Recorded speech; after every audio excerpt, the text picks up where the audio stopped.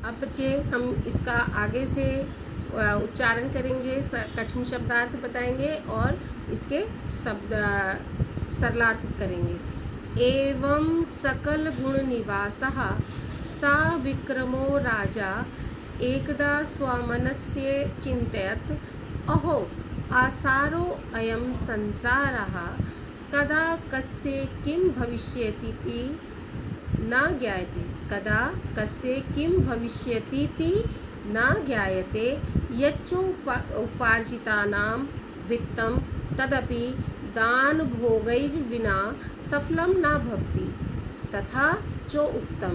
तो इसका जब हमने शब्दार्थ किया, अब हम इसका बेटा पहले हमने वाचन किया, अब हम इसका शब्दार्थ करेंगे। तो सकल गुण निवासः, सकल गुण निवासः माने समस्त गुणों का निवास स्थान। गुणों का क्या होगा? निवास स्थान। समस्त गुणों का निवास स्थान। सा माने वह, ठीक है। और विक्रमः राजा, यहाँ विसर्ग को ओ हो गया है, ठीक है। राजा का राजा होगा, सा का मतलब वह हो गया। विक्रम राजा एकदा एक बार स्वमनसी अचिंत्यत, स्वमनसी अचिंत्यत, ठीक है। स्वमनसी माने अपने मन में, अचिंत्यत माने सोचने लगा, ठीक है। एवं एवं इस प्रकार वह विक्रमादित्य राजा जो कैसा था? समस्त गुणों के का निवास स्थान था। एकदा एक बार स्वमनसी अपने मन में, आचिंत्यत माने सोचने लगा। तो मीनिंग हो जाएगा इसका एवं इस प्रकार वह राजा विक्रमादित्य जो समस्त गुणों का निवास स्थान था, एक बार स्वमनसी अपने मन में अचिंत्यत सोचने लगा। अहो आसारो अयम संसारः, अयम माने यह, संसार माने लोक, जगत, ठीक है। यह जगत जो है वो कैसा है? आसारः, आसारा माने सारहीन, आसारः माने सारहीन, जिसका कोई मतलब नहीं है, ठीक है ना। तो ये संसार कैसा है? आसार है। आसार माने सारहीन है। कदा कब, कस्य किसका, किम क्या। कदा माने कब, कस्य माने किसका और किम माने क्या। भविष्यति इति, भविष्यति भविष्यति होगा, इति ना ज्ञायते पता नहीं चलता है कि यहाँ पर कब किसका, कब कब किसका क्या हो जाए। यह संसार आसारः सारहीन है। कब किसका क्या भविष्यति होगा, इति इस प्रकार न ज्ञायते ज्ञात नहीं हो सकता, पता नहीं चलता है।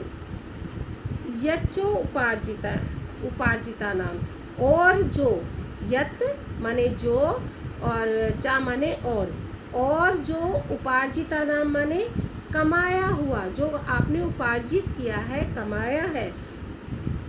वित्तम माने धन को, जो और जो आपने कमाया है धन, तदपि उसका भी, दान भोगई, यहाँ विसर्ग है विना, यानी उसका भी, उस जो और जो आपने कमाया है, और चा माने और, या माने जो कमाए हुए, वित्तम माने धन, तदपि वह भी दान और भोग के बिना क्या नहीं होता? सफल नहीं होता।